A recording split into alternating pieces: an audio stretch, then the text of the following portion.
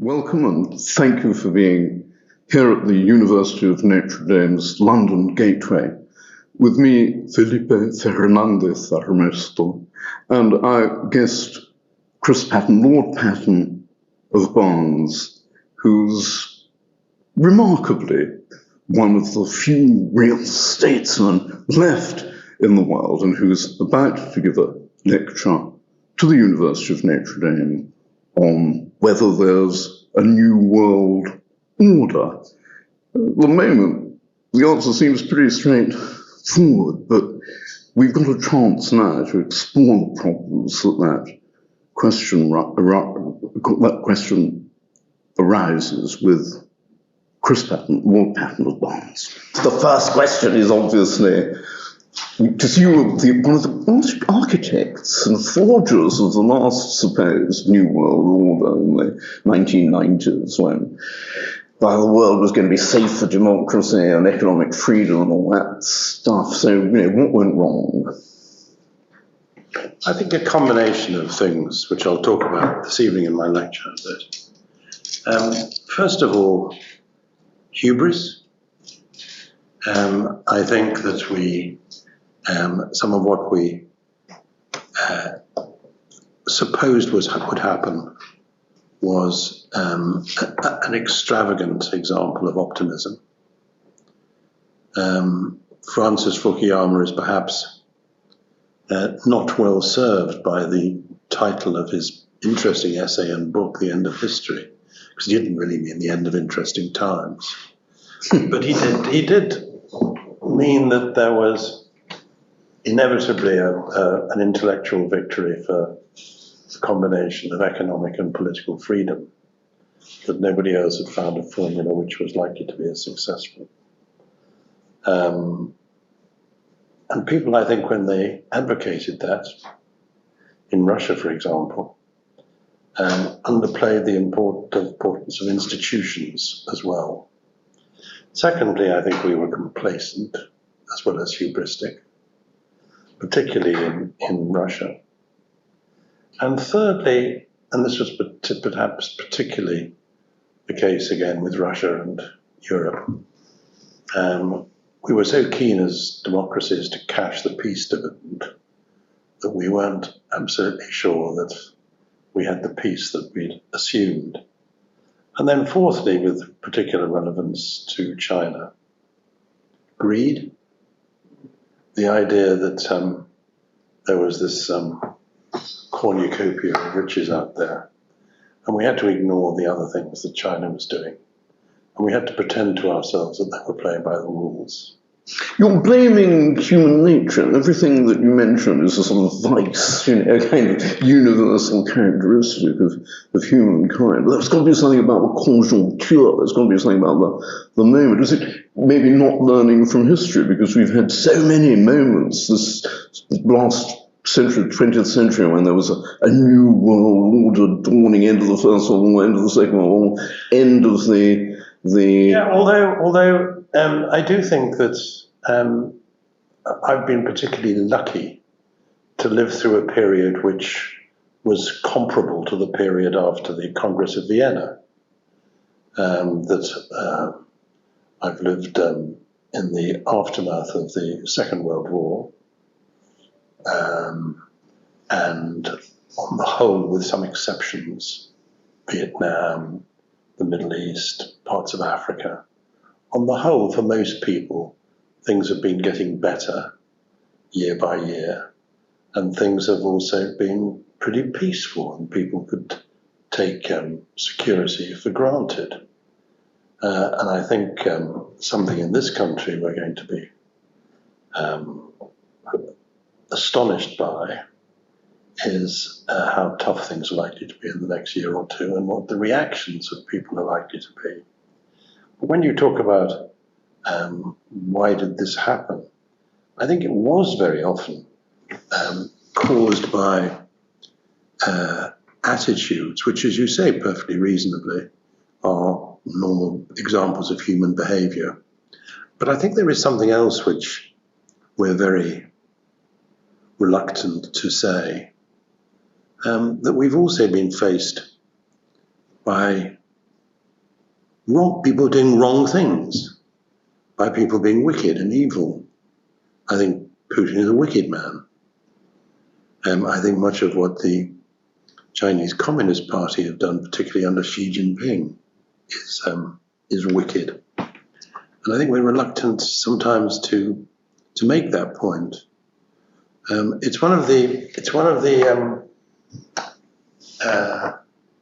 failings of the realpolitik school that if you talk about morality in relation to foreign policy, you're being sort of limp and wimpish, because life isn't like that.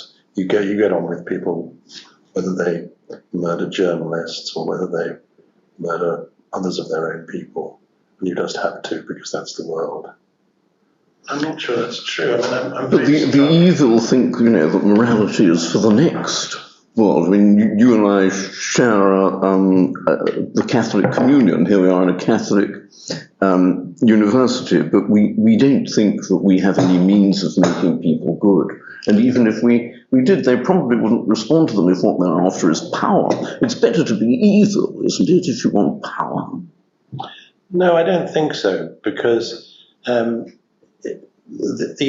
evil, the truly evil people, even though they think that they're unshiftable and unshakable, ultimately, of course, are shifted and shaken, and sometimes in pretty violent ways.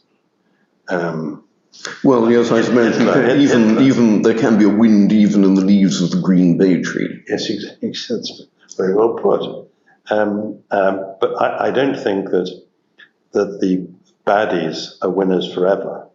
But I think we should be a bit more cautious about how we treat them. I'm very struck by the extent to which so many Victorian hymns make the point that trying to do good is normally the good thing to do, that there is a certain utilitarian consequence of trying to behave properly, which I think is the case. Well, it's very refreshing hearing an old conservative statesman advocating Victorian values. Yeah, exactly. But you don't blame. I mean, you don't blame the shortcomings of the good so much as the excesses of evil. I mean, what about the United States? On the whole, say what you like about it, it's been a benign force, absolutely, I think, in the world. But the US has blown every opportunity to create a new world order that would be beneficent for most of the people. I think it talked up the concept without actually quite thinking through what it meant. And if it had meant making the old world order work better, that would have made more sense. In other words, being more concerned about sticking to the rule book. It didn't make much sense for the former American trade head talking about making China a responsible stakeholder when China at every turn broke the rules that it had allegedly accepted. Secondly, I think that a more important phrase by an American stateswoman or person, rather than New World Order, and President Bush, who was, I think, better than a lot of his critics supposed, not a bad man. I think a better and more important statement, with all sorts of consequences for Europe, was made by Madeleine Albright, whose death I much mourn. She was a friend. I mean, like Colin Powell, incidentally, I worked with both of them when they were Secretaries of State, and thoroughly liked both of them for different reasons. Madeleine Albright used to talk about America being the indispensable nation, and it was, and we took it for granted in Europe. I think that a constant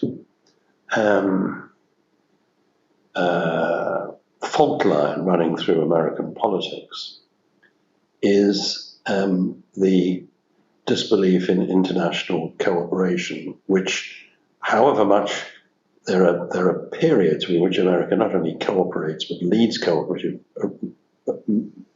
arrangements, often in ways which no big country has ever done historically. For the victor after the Second World War, the principal victor to behave as America did, was astonishing in historical terms. But I think that the US has always, while behaving stupendously well after the 40s and 50s, probably look back to the 20s and 30s and the way it treated the international community with a degree of nostalgia. Now, it's not an entirely new way of looking at the world for a big power. I think it was King George V who said, just before the First World War, when one of our allies had fallen off the perch, who said how wonderful it was we didn't have to bother about any allies anymore. I think that for America not to understand that international organizations really matter to it, that it can't just fetch up doing the biggest funding for them and then taking not much interest in what they do or getting the best people into them. How come that China has got so many senior figures into about half a dozen international organizations, most of which are principally there because of the United States, or are funded principally because of US and democratic countries' funding, like the WHO. And I think also the degree in which America, just because it's big and has this sense of exceptionalism, thinks it can occasionally manage a sensible foreign policy without the support of those international institutions is also a big mistake. Without the WTO, I mean, how much sense can it possibly make for a really big and important trading country to try to run down the arbitration process in the WTO, rather than the possibilities of the WTO operating with a reasonable quorum of judges? How can it possibly make any sense to walk away from the WHO rather than to make a fuss in the WHO about the fact that, for example, Taiwan isn't included as a member of the WHO conference? So I think America has tended to be rather Jonas-faced about internationalism, and particularly probably, I mean, not just the Republican Party, but particularly the Republican Party. And that is one of the big changes in my lifetime. I went into politics because I was, after university, on a scholarship to the United States. I got involved in an American campaign, the Republican campaign for the mayoralty of New York, and came back and got into politics rather than going to work in the BBC. And when I was in New York in the mid-60s, the two Republican senators were Javits and Keating, both moderate conservative internationalists. They wouldn't win a primary in the Republican Yes, dead breed, not even dying. And I think the state of the Republican Party is, in many respects, a big threat to a lot of the things I believe in internationally. Because if you're going to win the battle of ideas and the battle on the ground for liberal democracies against autocracies, authoritarian states, totalitarian states, then you have to be as good as your values, and you have to live up to your values. Well, I think there's a great lesson in what you say for our American readers and listeners. God knows whether they'll heed it. Obviously, China is also a very important element in future of the world. And from what you've said about China so far, I detect a sort of rueful, almost personal note of affront or resentment that they'd broken the deal which you so triumphantly brokered with them. Well, it's true. I mean, I wouldn't claim credit for that deal, but they've certainly, on Hong Kong, as on other matters, broken international commitments. I was one of the team that negotiated their access to the WTO. And they've, as President Obama suggested, as others have pointed out, they've bent the rules and broken the rules wherever it suited them. So you wouldn't trust them again if you had to do another deal with them? You said Putin was evil. What about Xi? Well, Xi has done some evil things, but you'd be hard-pressed to entirely trust Xi. I mean, you take an issue like the coronavirus. After SARS, which started in China, the international community decided that under the aegis of the WHO, we should negotiate the international health regulations, which put an obligation on all the countries who signed up, which China did eventually in 2006, to give a timely account of any problems they had with the outbreak of epidemics.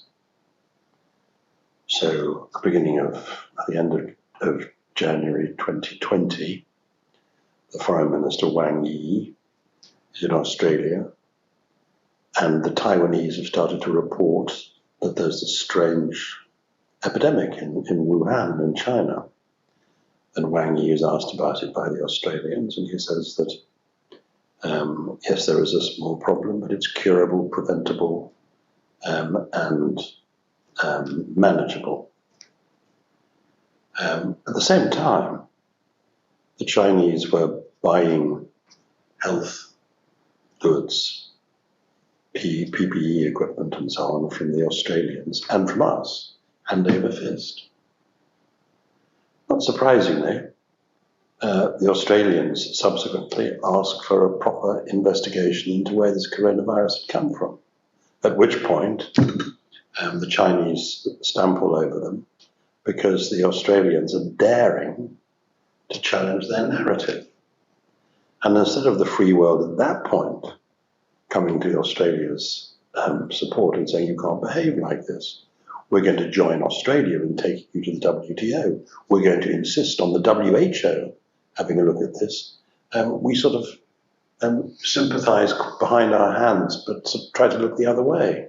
Meantime, Australian goods pile up at the ports. It was exactly the same with the Philippines after they'd made a fuss early on about the fortification of atolls and islands in the South China Sea.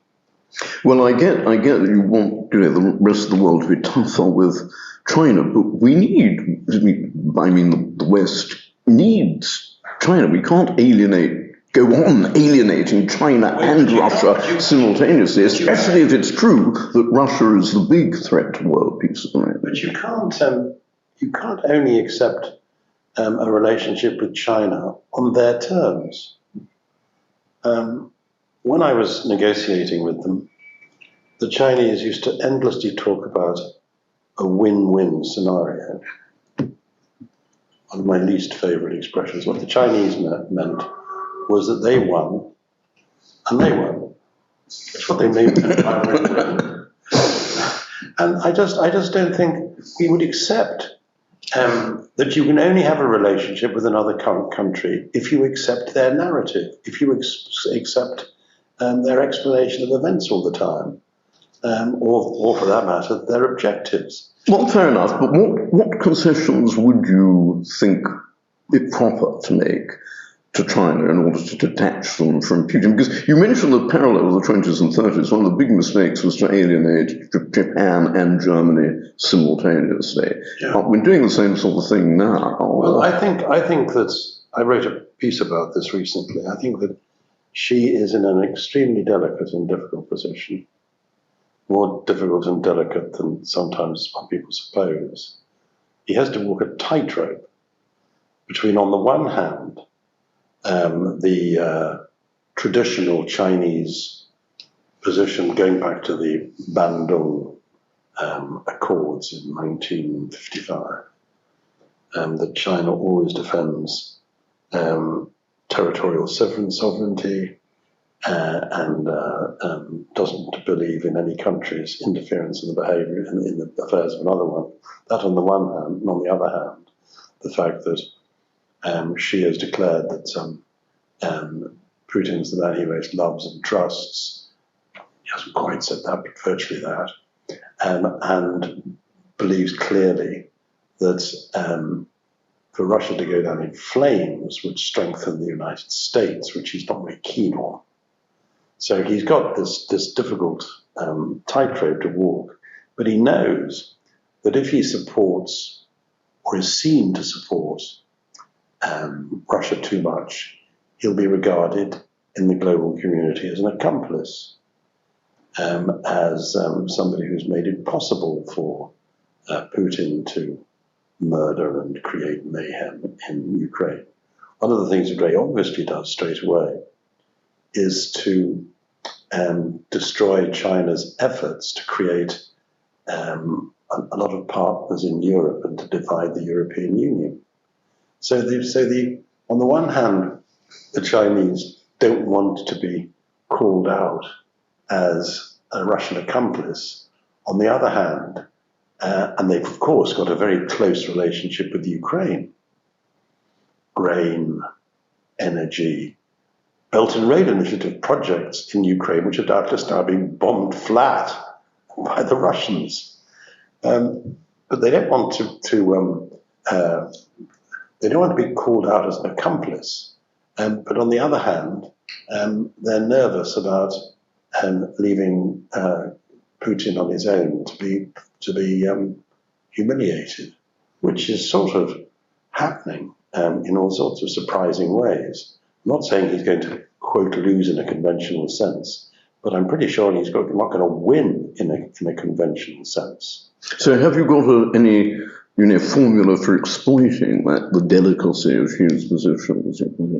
What I think we should do is all say the same things, and so far, surprisingly, over Xi and Putin, we have been. I mean, there have been a number of countries saying the same thing to Xi about not being seen as Russia's handmaiden.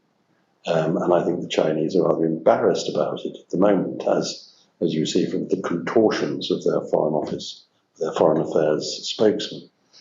I'm not in favour of trying to contain China, which would be an absurd thing to try to do. But as I'm going to argue later, I'm in favour of constraining China, and constraining China by behaving perfectly normally with it when it keeps its word, and calling it out when it doesn't. And being called out is not something that the Chinese like at all, or being made to pay a diplomatic or economic price for behaving badly. At the moment, they tend to get away with things, partly because there is this assumption, first of all, that you can only do business with China if you kowtow politically. And secondly, that we need them rather more than they need us. It's complete bilge. But we haven't got anybody else. I mean, the only other big players either are, sort of emergent powers that haven't come to fruition yet, like India and Brazil and South Africa, Indonesia, or it's Islamic extremism. I mean, where are we going to go if we can't get either Russia or China to conform? There are rather a lot of us. And when you say we haven't got anyone else, I think about that in the terms of the British economy. I know more about the trade figures with Britain than I do about other countries, but I know a bit about other countries as well. And it's true that German manufacturing, because they make things that China needs and wants, does very well with China, not least automobiles. I mean, to a considerable extent, German foreign policy over the last few years has been made by the sales department of Volkswagen. But but for us, and for most others, it's rather different. If you look at not just for a year, but if you look at the trade figures for Britain since 1980, our exports to China have increased on average by just over 3% a year. Actually, it's about 3.7. Their exports to us have increased on average by over 9%. So our trade deficit with China has increased exponentially. That makes us more dependent on all these products. It makes it clear that they get more out of exporting to us than we get out of exporting to them. Granted. Because the one thing that the Chinese don't believe in is reciprocity. And the figures for America are amazing. There was a period in the 90s, from the late 80s to the beginning of this century, when in a 15-year period, Chinese exports to America went up by 1,600%. So the idea that, we're so dependent on the Chinese market, people have been saying that since the cotton traders, since the textile manufacturers in 19th century Britain, when people used to say, if anyone can persuade the Chinese to add about 6 inches to the length of their coats, they'll be able to. It was seriously argued. And I think that greed as a motivation for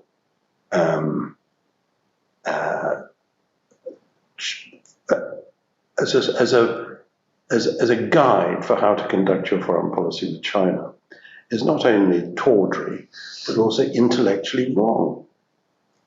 When you look at the figures, it's not borne out by what actually happens.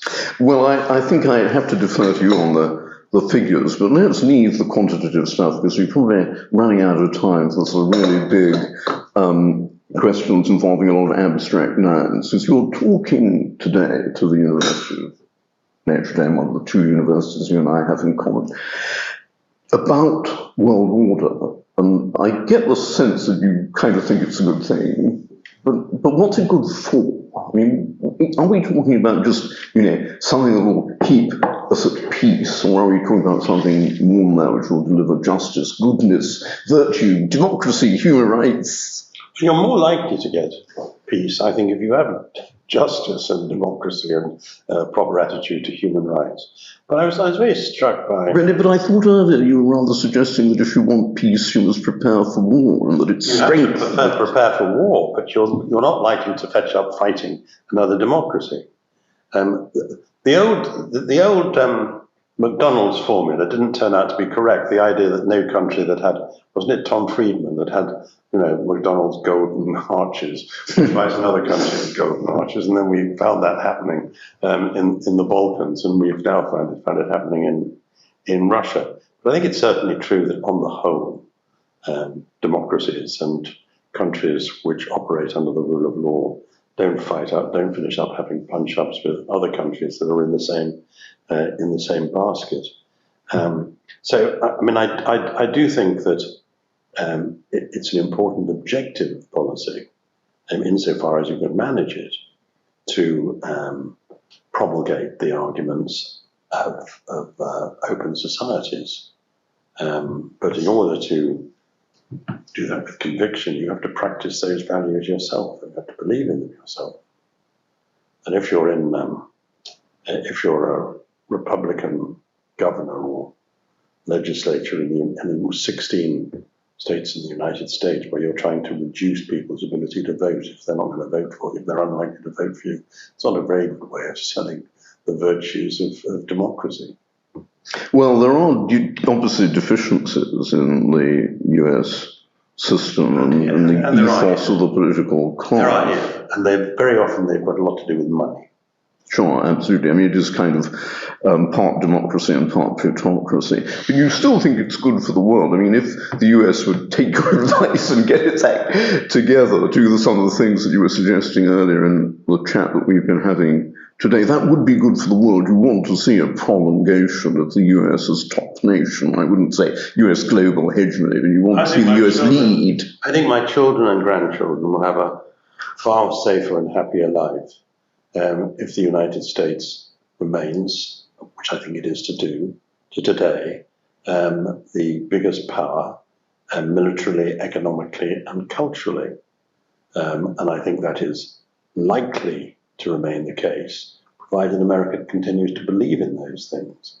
And I'm not at all a believer in American declinism.